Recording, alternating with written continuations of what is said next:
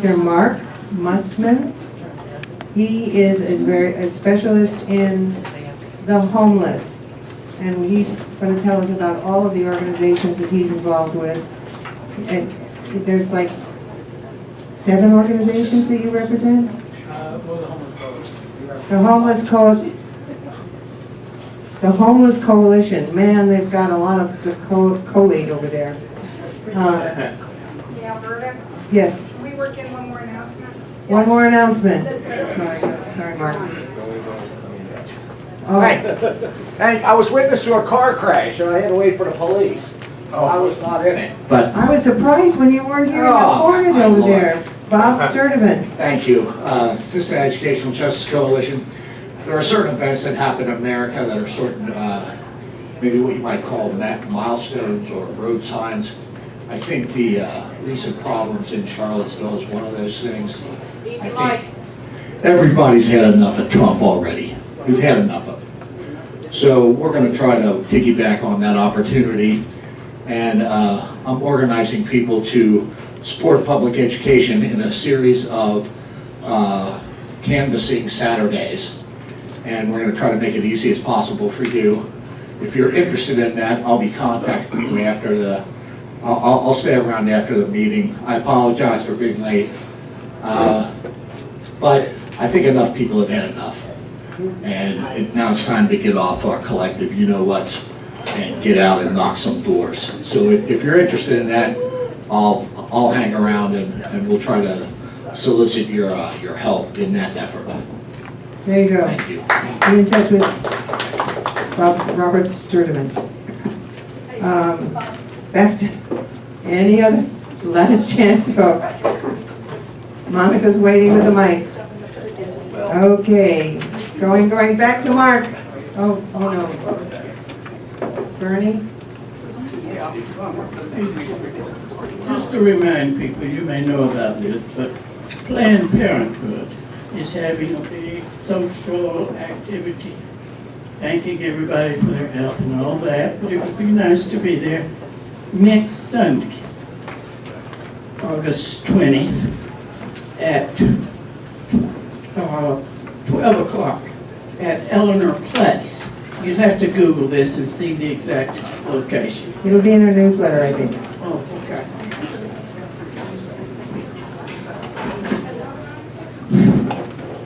Okay, back to Mark. Mark is a native son, Walnut Hills, UC Masters, UC PhD, and he is now involved in a fight for local housing trusts, zoning, livable wage, just cause eviction. He'll discuss federal funding through HUD, through HUD, reporting and other topics related to the measurement and issues around the homeless. And here we go, finally we get to Mark Mussman.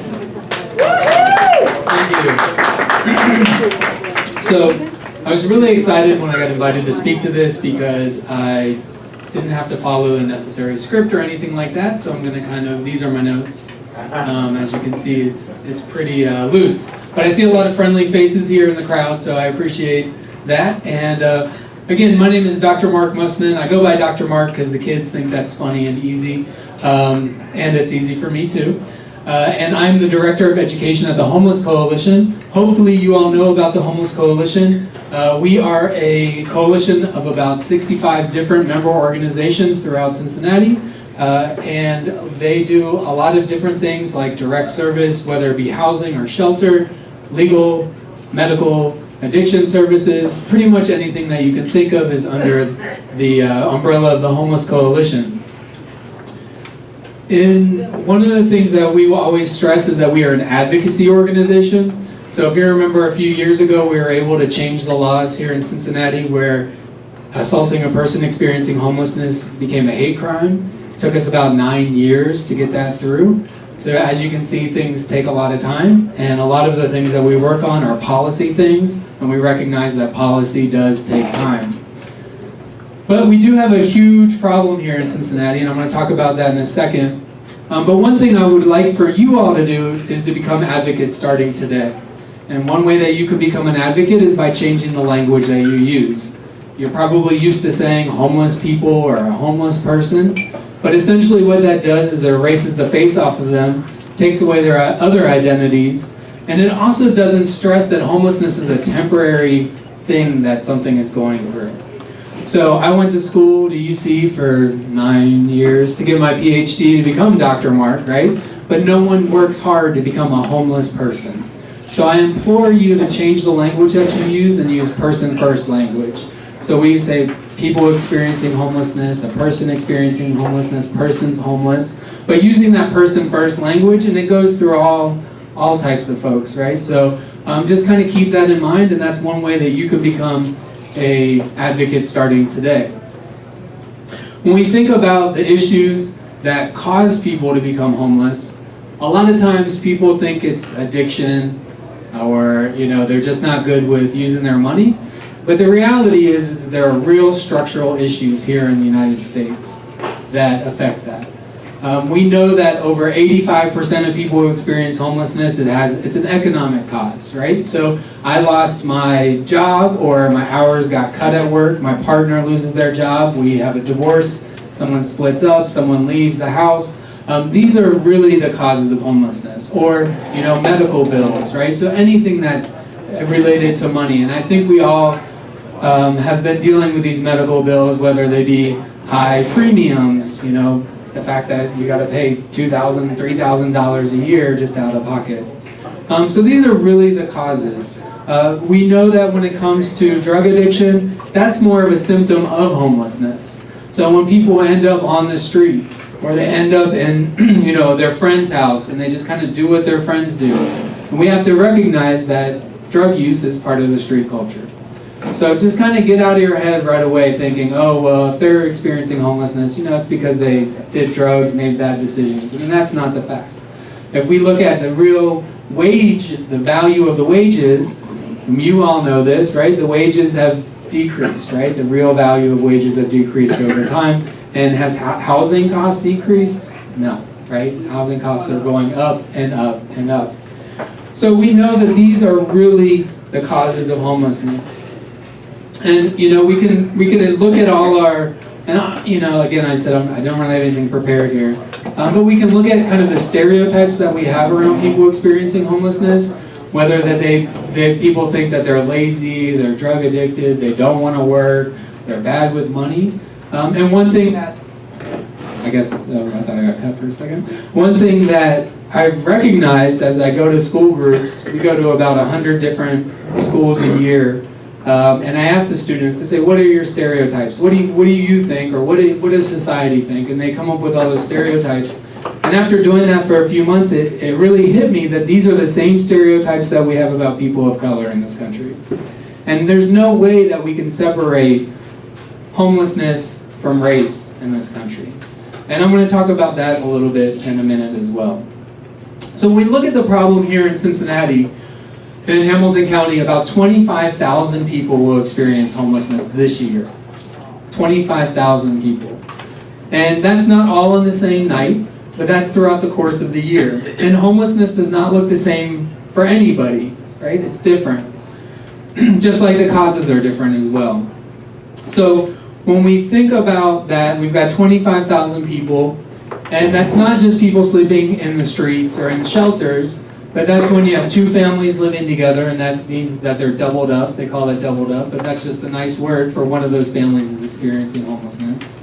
Or you have someone who's couch surfing, and they're going from their uncle's house to their aunt's house to their cousin's house to their friend's house. That happens a lot with college students. We hear that a lot with college students, and especially during the summer months too. If I'm living in the residence hall, where do I go in the summer? You also have what's called being homeless at home. And that's when you live in a home, but maybe you don't have a bed, you don't have a bedroom, you don't have food on the table. You go to bed hungry every night. That's another form of homelessness that we don't think about. But putting all those together, we've got 25,000 people experiencing homelessness and about 800 total shelter beds in the area. So there's no way that the shelters can really, and they never close their doors. They're open 24/7. They never stop. But they're 99% 99.9% full, or over capacity really. And so we know that the solution is not through shelters. We know what the solution is, and it's frustrating to me, and again, I'm just gonna talk off the top of my head. It's frustrating to me that we have these poverty initiatives, and talk about childhood poverty, how are we gonna end this childhood poverty and all this, and they don't ever talk about housing, right? It never comes into their mind about talking about housing. So what we have in Cincinnati, besides the Homeless Coalition, which is a really awesome organization, I mean, I guess I work there, but it is really, I wanted to work there. And we have something called the Affordable Housing Advocates. And has anyone ever heard of AHA before, Affordable Housing Advocates? It's kind of surprised. So what they do is they obviously advocate for affordable housing. And so they have monthly meetings. And if some of you, most of you maybe got this sheet that has a letter on one side, and then on the other side in this gray box it says, tells you what time they meet. It's 12 noon on the fourth Tuesday of the month at United Way. And the meetings are really interesting because you get to hear from people from CMHA, who's Cincinnati Metropolitan Housing Authority, who says that they're 99.9% full, right? And you get to hear from people from HUD. They come down from Columbus and talk about what's going on there. We hear from organizations that are providing housing, providing shelters, but it's really good because you start to build your vocabulary around housing. Because more and more I realize that everything's tied to your housing.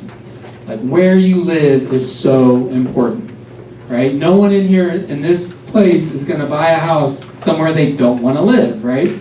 So we know that there are places that you want to and where you don't want to live. So AHA this past year has been focused on creating an affordable housing trust fund. Now Ohio has a housing trust fund. And the Ohio Housing Trust Fund pretty much takes money from the cities, builds single bedroom apartments in the rural and mostly further suburban areas. So what that means is that they're building housing for elderly folks and for veterans, which is super important, right? I mean, we want people to age in place. We want people to be able to choose where they want to live and where they want to stay. But the problem is that we need housing for families. We have families, this keeps going in and out, but we have families who live in a one bedroom with 3 kids sleeping on the couch, sleeping on the floor, right? So what this Affordable Housing Trust Fund, and there's a white paper available on ahacincy.org, and I have one copy of it, but I know all about it, is to, the purpose, whoa, wow.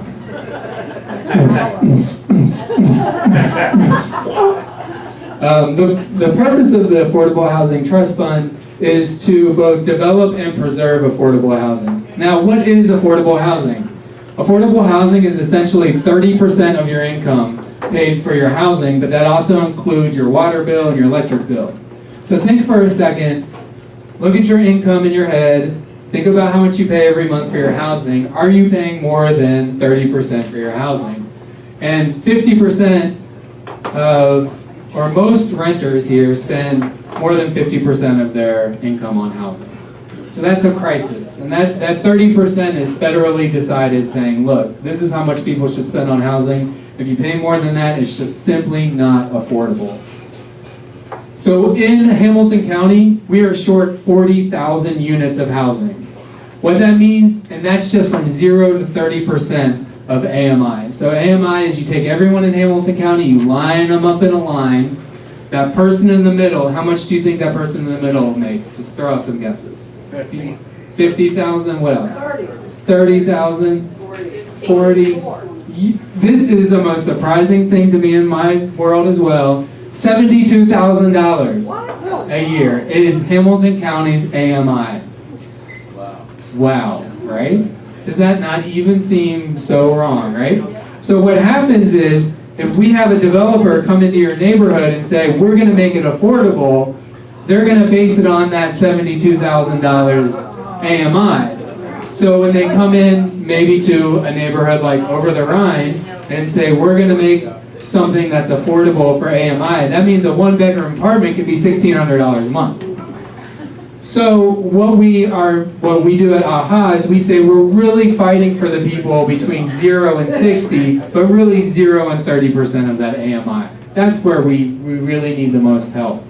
Because we have 55,000 families trying to get into 15,000 homes. So whether you look at the waiting list for Section 8, whether you look at CMHA's waiting list, whether you look at private waiting list with Brickstone from Auto Group, all of the waiting lists are full. There is not housing available for anyone. Now those 40,000 units that we're missing are just at that 0 to 30% AMI. We're missing some at 30 to 60, 60 to 100, and so forth. So we know that the only way that we're going to be able to stop this, because we knew this was an issue. Cincinnati knew we were low on affordable housing. In 1999, they knew we were 35,000 units short. Now we're 40,000 units short. And so it's getting worse. The situation is not getting better in any way, shape, or form. We shouldn't kid ourselves and think that it's getting better, because it's not getting better. So what the Affordable Housing Trust Fund will do will help create and preserve. Now there's different ways that people fund trust funds. So it doesn't have to just be a tax. There's creative ways. Now Columbus, they have one. The way they do it is every time you see a Columbus Clippers game or you go to a movie, they add a fraction of a penny to every ticket that goes into a fund. Now there's about 1,000 affordable housing trust funds across the country. So they're not new in any way, shape, or form. I mean, they started doing these in the 60s and 70s. I mean, they go back a long way. And unfortunately, it's very important, but the other side of that is the wage part, right? We need livable wages. If we were, the cheapest place to find housing in the United States is Arkansas.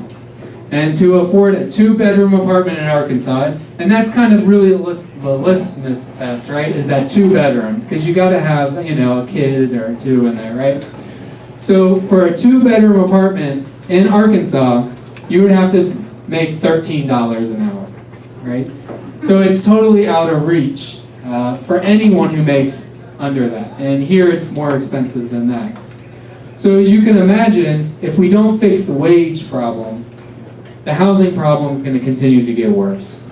But the Housing Trust Fund is really important, a very important start. Now there's also something called inclusionary zoning, and that's where our governments could say, look, if you're building something, let's say 150 apartment, 300 car space in High Park, and where La Rosa's is, we could say, as a government, we could say, look, part of that, 10%, 20%, 5% has to be affordable, right? At that 0 to 30% AMI, right? You always have to qualify it with that. At that 0 to 30% of AMI. And that's called inclusionary zoning. And a lot of times governments do that because they say, look, we'll let you have more density, we'll let you take up more of our public spaces, whether it be an alleyway. And in response to that, or in exchange for that, you're going to make part of this affordable for a certain amount of time. Now, the thing about that is, the way that we're looking to fund this here, with our current mayor, John Cranley, trying to push this, and David Mann and some other folks, it is an election season, so who knows what will come of it. But the idea would be is, here in Cincinnati, you all know about tax abatements, maybe not, maybe, but basically we say if someone wants to build or rehab, we say all they have to do is they fill out something and then city council says approved. And that's how it happens, right? And so that they don't have to, if it's LEED certified, they can get 30 years tax abatement, which means they pay the taxes on the value of the land or the property when they bought it for 20, 15, 20, or 30 years. And what that does is essentially that gives our money away. And I believe the city of Cincinnati only takes a certain amount in property taxes from everybody, right? Like that 14 million or whatever it is.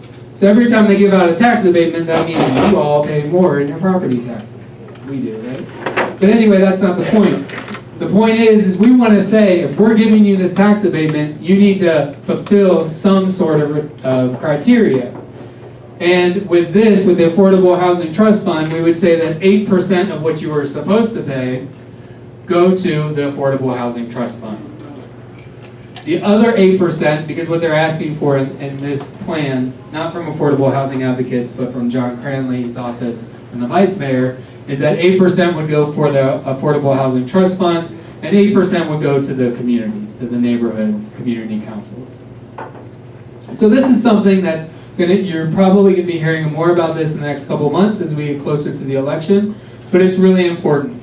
So I kind of just wanted to talk to you about that. And then on the one side, there's a sample letter. If you're really interested, you could look at this letter, you can modify it, you can email it, you can send it to City Council, but we really need to put pressure on them to do Affordable Housing Trust Fund. Because we need to change these policies. You can do everything that you want with your organization, we can do all this, but you're still going to have people coming to your door asking for help unless we fix this housing issue. So that's what we're working on this year. We are going to be looking for something like just cause eviction, which basically means that you can't kick people out of their homes just because you want to. Right now, you can kick people out of their homes by raising your rents. You can just say, if you're a month to month, all you have to do is give someone a calendar month to move out. So a lot of times you'll hear 45 days. These laws in Ohio don't really protect residents, renters, very much at all. It's really easy to change those laws, but it's going to take some time. We know at the Homeless Coalition, we have people calling us every day about being pushed out of their houses. And it's not just in Over the Rhine, it's in Mount Auburn, it's in Walnut Hills. Walnut Hills is taking a beating right now. We've also places in East Westwood, people calling us from Coreyville, Cuff, all over the place, where you have people who are just coming in outside. A lot of times people from New York, other places, they see that we have a kind of a teeming, booming housing market. They come in, they buy an apartment complex, they say, hey, we got to fix this up, so you got to move out, and then they just kick everyone out, right? And this is happening every day. This is constantly happening. And people here in Cincinnati do it too, as well, to other people. And what we've got is, we've been working with legal aid on the Alms in Walnut Hills, which is also owned by the same people own Burton Manor, Reed's Valley View, and a couple other places. But they have 765 units here in the city of Cincinnati.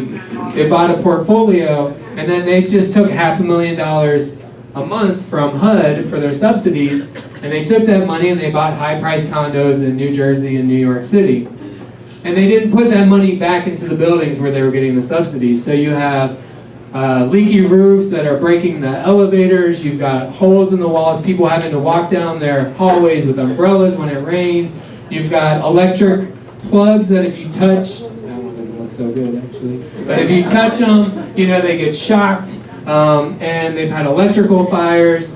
And we had been working, the city actually came in last year with us in legal aid, and we're able to get into receivership. So there's an organization called Millhouse out of Indianapolis who's redoing that, but they're not doing it fast enough. So much so that the Alms is being closed down by HUD right now. So you have 500 folks who are about to get kicked out of their house happening right now. And Legal Aid and the Homeless Coalition is working to help save them. But of course, people are salivating over the idea that they could buy the homes, turn that into, high fancy apartments. Because right across the street, Anthem campus is being turned into condos, right? So that is going to happen.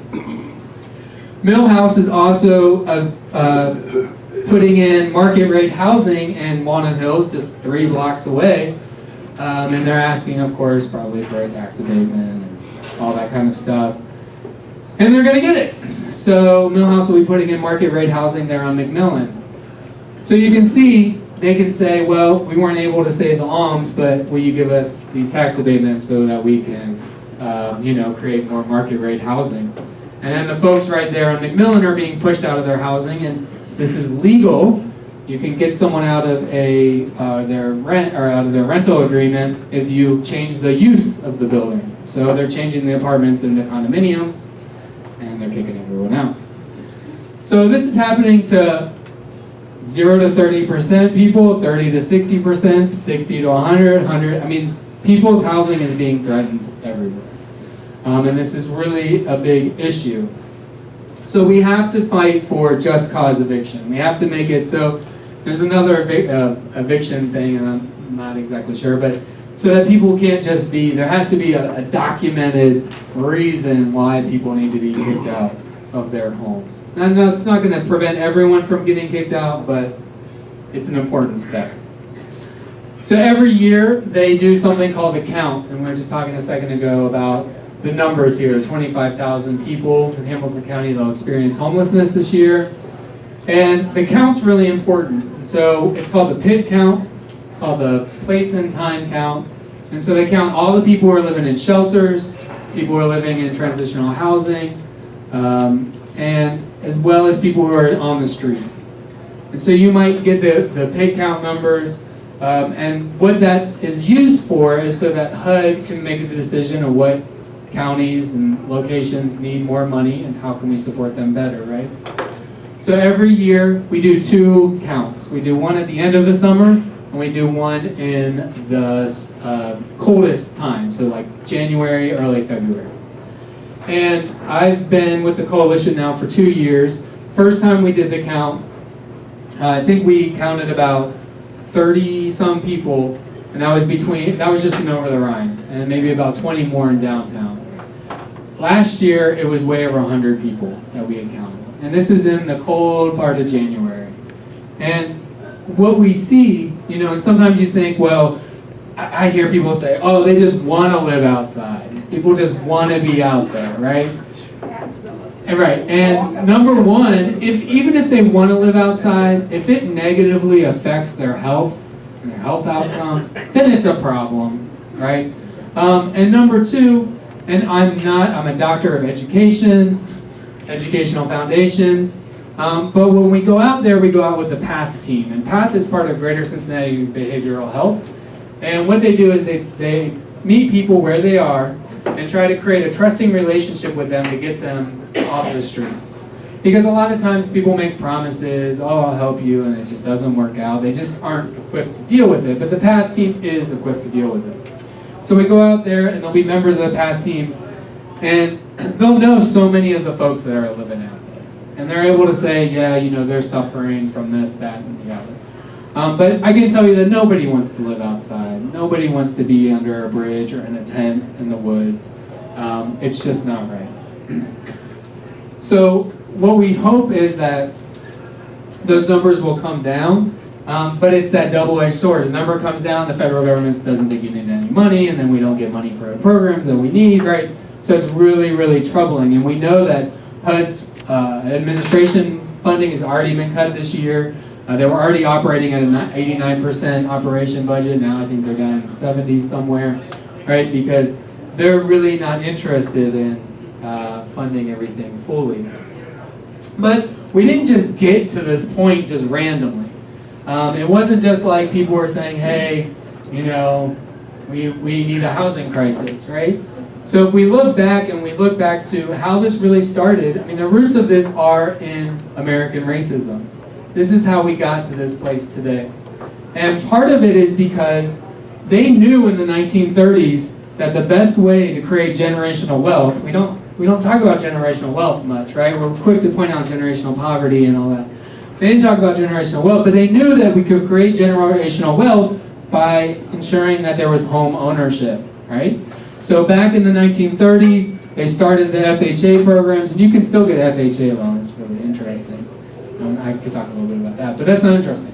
But you could get an FHA loan to build a single-family home in most of the suburbs. So all the suburbs that we had out here, you imagine they were built between 1930 and 1968, right? So in between those years, our federal government gave out $120 billion, and that was a lot of money then. It's a lot of money now, right?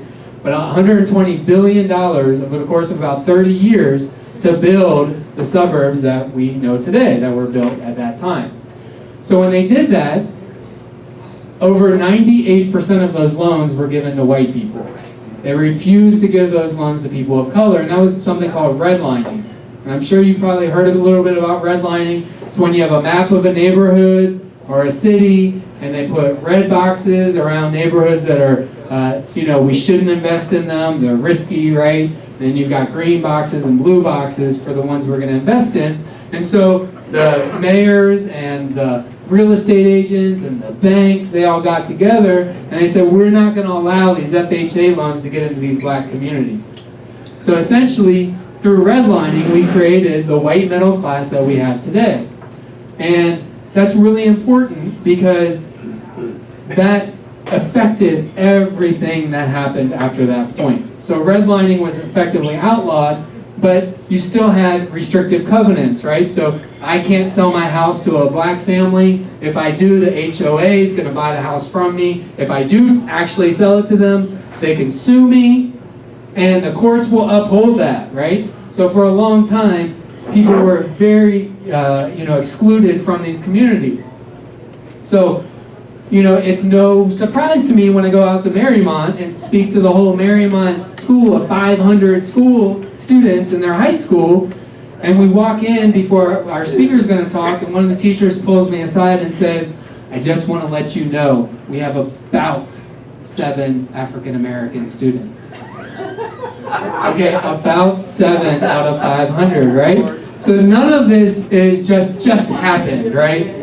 It's really frustrating to me personally when people say, oh, they happen to be this, they happen to be... None of this just happened, right? So we have this legacy of racism that has affected our housing here in the United States. And so when they built these suburbs out here, and I'm looking at College Hill, I'm like, not even that far out, right? When they built these suburbs, they said, how are we going to get there? Right? Some of you guys might remember, I'm not trying to be offensive, but you might remember before the highways, right? Before they put in 71 and 74, right? But they're saying, how are we going to get out there? We need to get out there fast, right? So what did they do? They built highways, right? We missed the whole train boat twice in Cincinnati history. And so they built the highways, but where did they put the highways? On top of black communities, right? So the West End, 25,000 people were pushed out of the West End to build Interstate 75. Actually, it was about 25,800 people. 700 of those people were white. But 25,000 African American people were pushed out of the West End so we could put a highway, so we could get, and the city of Cincinnati made that designation. This was not our national highway system that put in 75 over the West End. We did that. We did that. We need to own that, right? So you got 25,000 people displaced from there, and moving into Avondale and over the Rhine and other places. And that's happened everywhere, and so many cities that they're doing that. And it's still happening to this day.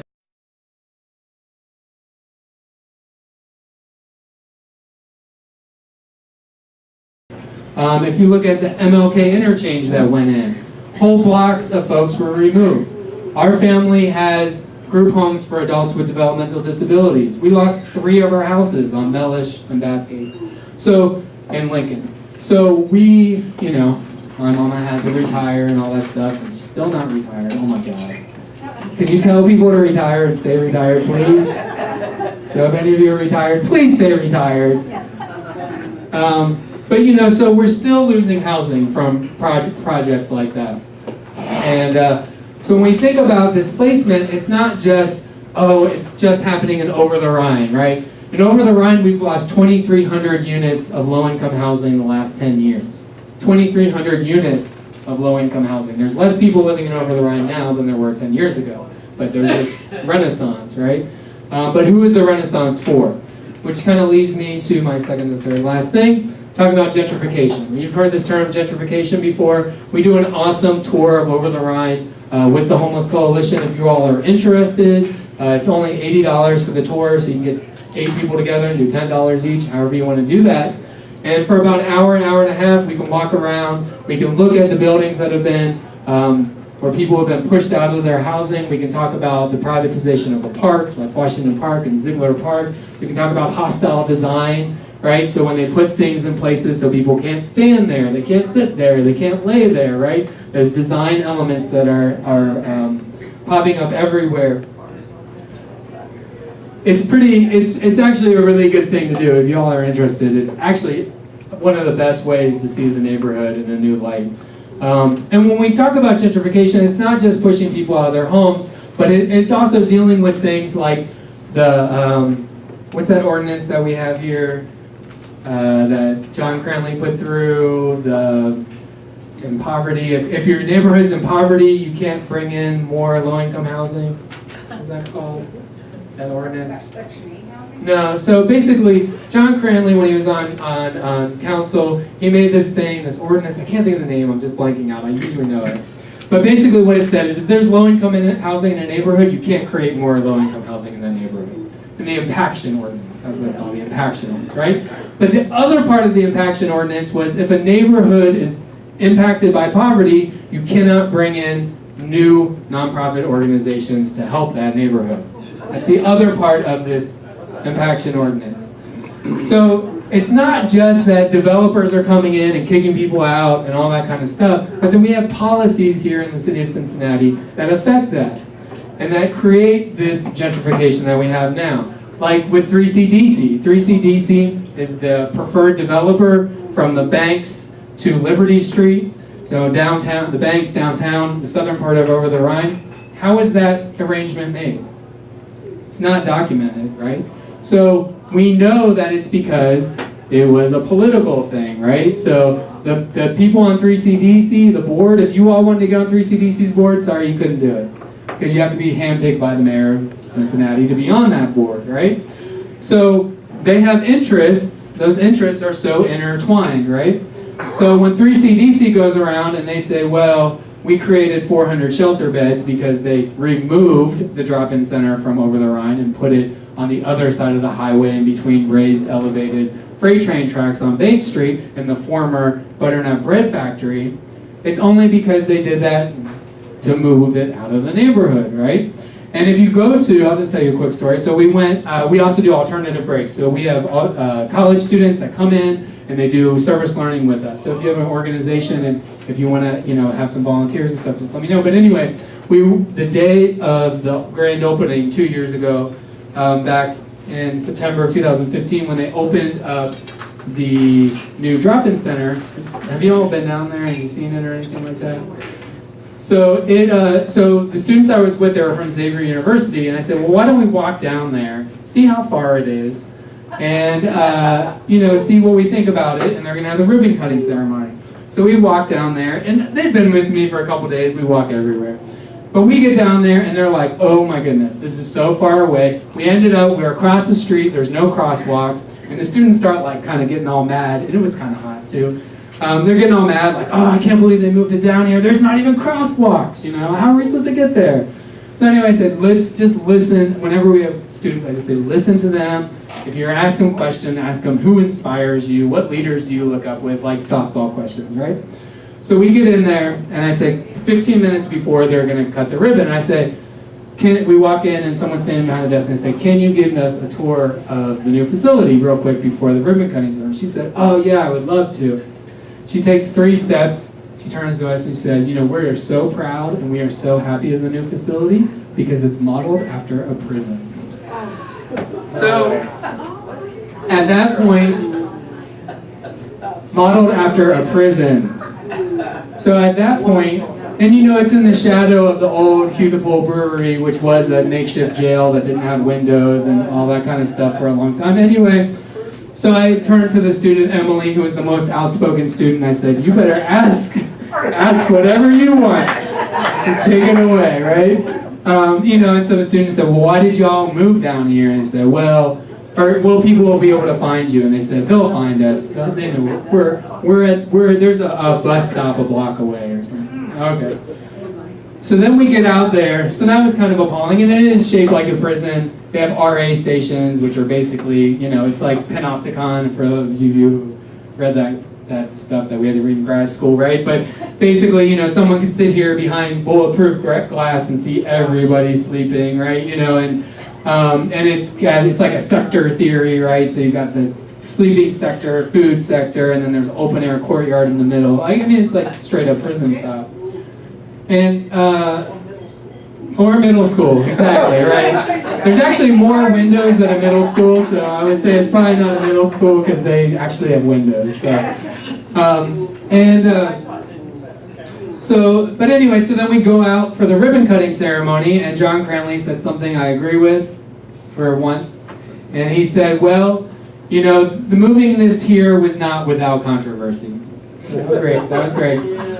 And then 3CDC gets up there, and the guy from 3CDC says, you know, I hate to be the bearer of bad news. And you know, 3CDC will brag about spending $1 billion. You know, we spent $1 billion cleaning up your neighborhood. So they'll brag about that, but they get up there and, you know, this is the only thing he really said. He said, you know, I hate to be the bearer of bad news, but we need $1.5 million to finish this project, so if you can reach deep into your pockets, we'd appreciate that.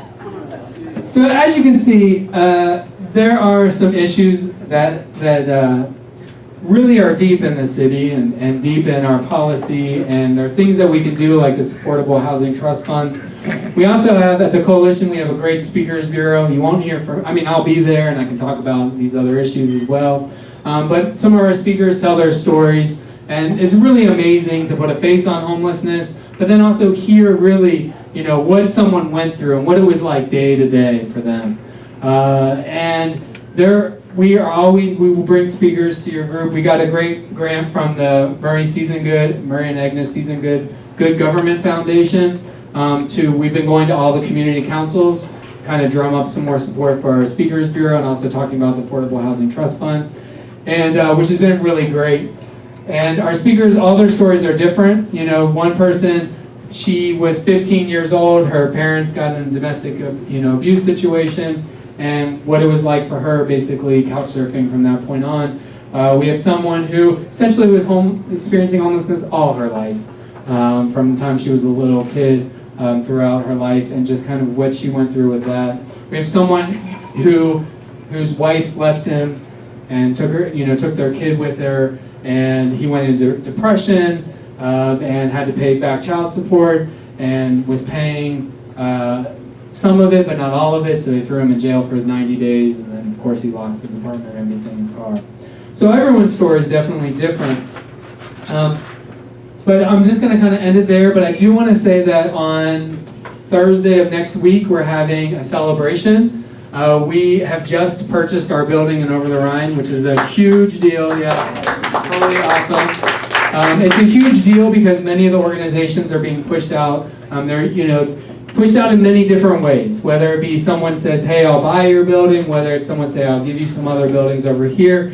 I know developers have been approaching people like Tender Mercies because they have buildings on Washington Park. So it's really important for us that we own our building now. But we've only developed our first floor, but our second and third floors are ripe for development. We want to have more room for our education programs. When our college students come, we'd love to have them be able to stay in our building. So we're having a burn the mortgage party next Thursday. I don't know if we're actually burning a mortgage, but it'll be lit, as the kids say these days. It'll be fire. And fury. So we will do that next Thursday. It's the 24th of August. It'll be at 5:30 to 8. And next door to where we are, if you don't know where we are, we're right on 12th Street. To the east of us is Rhine House, not Rhine Geist, but Rhine House Bar. To the west of us is Revel, which is like a wine bar or something like that. So it's going to be at Revel next door. We're really working on, being good neighbors and all that kind of stuff. There's some drama, but there always is.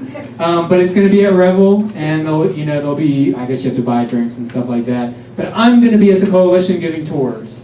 So if you want to come at that time, 5:30 to 8, come, we can look at the space. I'm going to get some ideas from you all of what we can do in that space and make it the best community space. The Homeless Coalition is an amazing organization. I've not really been following them, but I've been following them on Facebook for years. I don't want to sound like a stalker, but I do love with the work that they've done, whether it be organizing tenants, speaking out against injustice, or even our newspaper that we print, Street Vibes. Yeah, a lot of y'all are familiar with this. So distributors buy this from us for 75 cents, and then they sell it on the street for $2. If you have a church that you would like a Street Vibes distributor to come to, I know we've come to a couple of churches around here, let us know, and we can. I will tell you that our editor is Justin Jeffrey, who's at 98 Degrees. They're going to be touring, so it'll be a little bit harder to get a hold of. They're coming out with another Christmas album, so that should be fun. And no, unfortunately. And he didn't even shout out the Homeless Coalition when they were on Entertainment Tonight 2 nights ago. That was kind of frustrating. But what can you do? So whether it's Street Vibes, I mean, I've always felt like we needed to support it. We're also part, and this has caused a lot of backlash, but I think you all would understand this, that we're part of the Countdown to Conviction Coalition, which means that we're aligned with like Black Lives Matter and the Amos Project, Christ Church Cathedral, Peasley Neighborhood Center, but we are always fighting for justice, and as hopefully you got a little bit of better idea about housing justice and why it's connected with race. There's a couple other interesting stories. This guy, Jacob Schmidlap, from the early 1900s, was one of the first people to build quality housing for African American people in Cincinnati. Because for a long time there was no housing that was of quality, meaning that it had a bathtub. So the prevailing idea with housing, and this is totally wrong, is that if we build market rate housing, essentially that will eventually become low-income housing or affordable housing. But look at Hyde Park, did that happen? Right? It doesn't happen. So we really need to build intentional affordable housing. And the other thing I'll just say really fast is that a lot of the HUD contracts to have subsidized housing to remain affordable, those contracts are like 30-year contracts or 15 or 20-year. A lot of them are coming up, so meaning that they're not going to renew them. So like Western Southern has Brackett Village on Walnut Street and Over the Rhine. Those 2 blocks there, in the next few years, those are going to be not affordable housing anymore, so we're going to lose a lot more. Just like we almost lost Parkway Towers a couple months ago. Parkway Towers is right near Findlay Market, kind of right on Central Parkway there. It used to have that Korean grocery store next to it. Now it's a gravel parking lot for the valet parkers. Anyway, 90-some units, mostly elderly folks living in that building. It was run by Volunteers for America for a long time. Last year, Brickstone bought it. Brickstone is part of Model Group, and Model Group and Brickstone generally make high-quality, affordable housing, but they really made a mistake on this one. They essentially sent everyone a letter saying, hey, the good news is that your housing is going to be based upon your income, what you pay, but you have to leave in 45 days, you got to be out. So we were able to save that with the help of legal aid. Basically what they were going to do is relocate everyone. They had a HUD score that was at 85%, you have to be under 70% to get vacated, and they were way above that score. And basically what they were trying to sneak in was they were going to relocate everyone and then tell the federal government no one wants to live here, so let's get rid of our subsidy or our contract for affordable housing. So that building will be affordable till 2022, and we at the coalition can say that that's a success to keep people in their houses for at least 5 more years, and I'm sure we'll be fighting again in 5 more years on that specific building. All right, so I'm going to wrap it up and ask if you have any questions. Bill. Do you have a question? You are on the spot. Okay, kind of 3 things. One, You don't need to do that. what would it take for us to peg, quote, affordable housing a different way than using the AMI? And is there an effort to do that? 2, I always understood that one of the biggest causative factors in homelessness had to do with the cost of medical care. And if you could talk about that at all. And three, how does Millhouse get these favorable tax abatements? I thought he was the dumb friend of Bart Simpson. Okay. So the first one was, if we could use AMI based upon even like the city of Cincinnati or even down to the micro level in the neighborhood, I think it would be beneficial, right? So if you go into Over the Rhine, that has AMI of $12,000 a year, let's look at affordability from that perspective. I think that would be definitely more useful because none of you all thought the county AMI was $72,000 a year, right? So we have to change that perception, and I think doing it from the city level, when we know that 75% of African American kids in the city of Cincinnati are living under the poverty line, like what does that mean? The second question was, medical care is a huge problem. Absolutely. We have people who get their chemotherapy drugs sent to the coalition because we have mailboxes for about 3,000 people get their mail sent to the coalition because they don't have a safe place or a place to send their mail. So we know that there are people who are experiencing homelessness that are, needing that medical care. We also had a woman, part of what Model Group is doing is they bought 38 properties, something like that, around Findlay Market. And one of those properties had a few women that were in their late 80s who are dealing with cancer. One of them, she has cancer. And we work with our interns. I've been working with her to help her get everything ready to move because she got pushed out. We were able to keep her in her house a little bit longer and then also fight with Brickstone to make sure that she stayed in Over the Rhine. Because essentially they're moving them to the West End out of Over the Rhine. And they're like, this isn't my neighborhood. Why do I want to live over here? And she had to walk upstairs and it was really bad. So now she's on the first floor. It's a little bit. So I guess what I was really pointing at is the Homeless Coalition advocating for single-payer health care and things like that. And secondly of all, thank you for helping to clarify which Democratic candidate for mayor we should be thinking about. Oh, we cannot endorse any candidates. But yeah, I mean, medical care is a huge thing. I mean, for me, this is a little personal, I have Crohn's disease, I have lots of medical problems. And if it wasn't for my brothers and sisters, like, I don't know what I would do. I have to get an MRE on Thursday, which is like an MRI or something. And of course, I have a $2,000 deductible. So, if my family wasn't there, I wouldn't be able to do it. So, yeah. Oh, is this mic on? Yes, it is. Okay. I compliment the restaurant for the food because I was ready to throw up after listening to you. Because there's a relative in our family that has to put up with everything you're talking about. And I didn't realize, I thought it was bad, but now it's disgusting, so.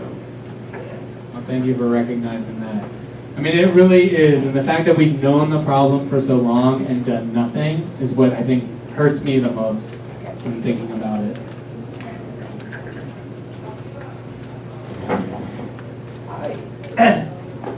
I'm on the Homeless Coalition board, so I can't disagree with anything that has been said here. I can't hear you. Closer, hold it closer. It's on. It's on. Just hold it closer to your mouth. Closer to your mouth. Hello, is it on? Yeah. Hold it all the way up. I was saying I'm on the Homeless Coalition board, so I have to support everything that Mark says. Truthfully, we're very pleased that we're able to have him go out and talk to people about homelessness every day. And he's obviously very dedicated and also very articulate.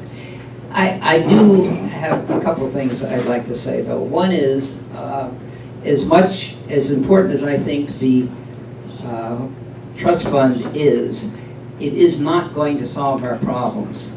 If there are 40,000 people, 40,000 units deficit for people below the poverty line in Cincinnati,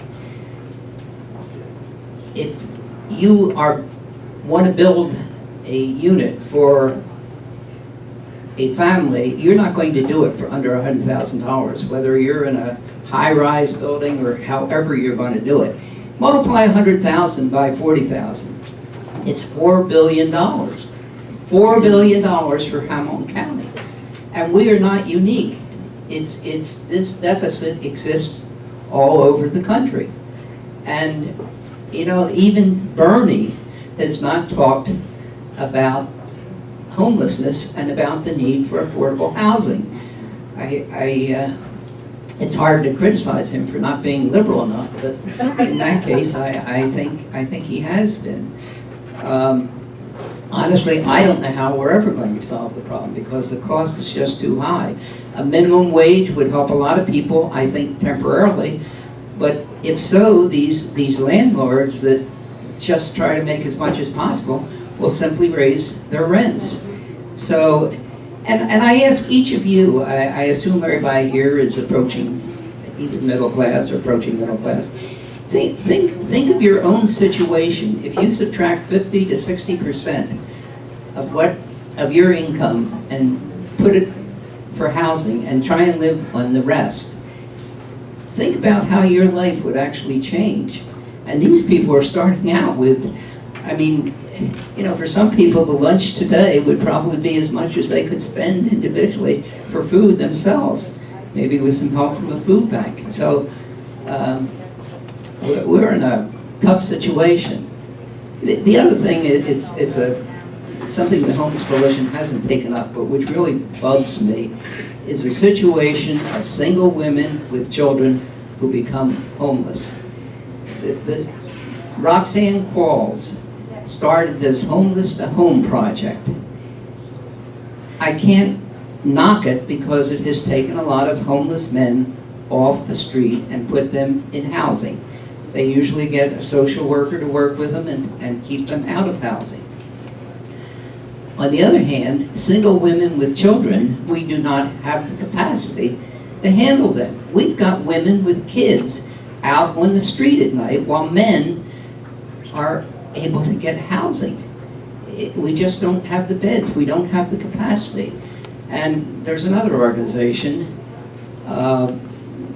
which is manages the housing to homes. The strategies to do away with homelessness, and I'm not knocking them in any way, but their emphasis is preventing homelessness by things like St. Vincent de Paul giving small amounts of money for somebody that's going to be temporarily kicked out of their house and being able to pay their rent or pay their Duke bill or whatever. But they're not increasing the capacity for these women with kids. And it's always the women who are stuck with the kids. Often it's a grandmother. So we have lots of problems out there. And again, I thank Mark for going out and educating people on it. Yeah, and I think what Bill's bringing up too is that the average age of someone experiencing homelessness is only 9 years old. You know, so it's not, you know, older folks or middle-aged folks, it's kids that are being hurt the most.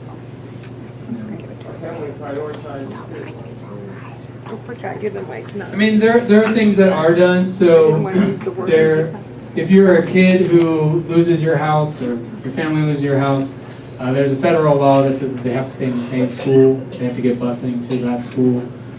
So there are things, there's an organization at CPS called Project Connect that works with the parents and the kids to make sure that they have the resources that they need to stay in school. So there are things that are for school. I mean, IHN works with families and Interfaith Hospitality Network. They do work with families. But like Bill's, what he's bringing up is that the shelters are full and over capacity all the time. So. Oh, sorry, here's a question. 2 more questions. What preference, if any, are you giving to recently discharged veterans or veterans who are having difficulty adjusting to civilian life?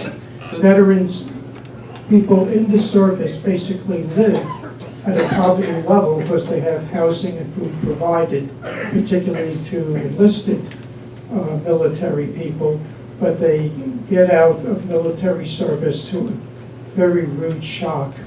Right, and the VA has housing programs, and so I think the VA does a pretty good job. They're in Northern Kentucky as well. as is here. So, like again, it's important for veteran housing to be built, and a lot of it is, HUD is funding a lot of veterans housing. I think the bigger issue is that we have about 3,500 people who are returning from prison and jail, and they might be in a situation, it's very difficult to find housing and jobs because you got a record on top of that. And so there is a program through AHA, there is a subcommittee that works with returning citizens. And,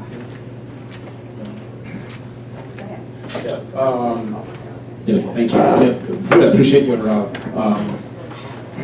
message today. It seems to me that part of the problem is party politics. I just think that the issues on the scale of the homelessness issue you're describing here and other issues like climate change really need a political party that prioritizes those issues. I think some of the mitigating public policies like raising the minimum wage, living wage laws, universal health care. If you took care of that, I mean, Democrats need to prioritize that as a kind of indirect way to fight homelessness. And they just need to I think, adopt a fighting posture. Somebody like Ben Carson should never have been confirmed to HUD. This is the stuff that invites hunger strikes. Somebody like John Lewis, any of the members of Congress, Elizabeth Warren, instead of endorsing him, voting for him, she should have been holding a hunger strike, protesting the placement of a guy who's blaming homeless people to run an agency that's entrusted with taking care of them. So we have a party problem in countries where this is not occurring at these levels. You see political parties in Great Britain, the Labour Party and so forth, that really prioritize these issues and I think hold their universal programs to be really sacred and they fight for them. So I think at the end of the day, I think groups like the Homeless Coalition is doing fantastic work. But I do believe that you as Democrats need to increasingly put pressure on the party to really prioritize homelessness. If that doesn't happen, we're going to be, I think, just flaming. Unfortunately, we're way over time, so we can't do any more questions because I have 1,000 of them. So I'm going to go ahead and hand it over to Alberta for a wrap up. And Mark, can you stay afterwards so people can stop and talk to you? Okay, Mark, thank you you. gave Mark, you gave a great talk. Thank you, Mark. You have great questions, and perhaps Dr. Mark can stay afterwards and deal with your questions individually. I want to just tell you my own personal experience with this. I have another brother. They argue about which one. They do a comedy routine. No, I'm the other brother. No, I'm the other brother. No, I'm the other brother. Well, when this other brother first came to town, he was with the VA. And the VA says, "You're going to keep this brother." And I said, "Absolutely, he's my brother." And he said, "Well, we have 2 more who are not going to have any housing tonight. Can you take them too?" And I said, I had to say no. And I feel terrible to this day that I didn't take those other 2 people in, but I do have the other brother. I just want you to know that. So I really feel this very personally. So thank you for your great questions. I want to just tell you about our next speakers. Next week is the Amos Project. Oh, it's going to be good, so please think about coming next week. On the 29th, Moms in Action. On September 5th, the Ohio Innocence Project with an exoneree and an attorney. And then on September 12th, Aftab Piravel is going to be here, talking about the clerk of courts with a Democrat at the helm, so that's going to be good. We've got great speakers coming up. Please come again. Make sure you go and take the food at the end. They have the nice containers there. Make sure you finish off the food because otherwise they're going to throw it away. Please take it home. Let's not waste. See our handouts for coming speakers. We have great ones. Thank you for coming. You are a great audience. Thank you to you. Have a great time. Real quick, if you want to be on the coalition's mailing list, please just sign your name and email down here. Thank you. Thank you.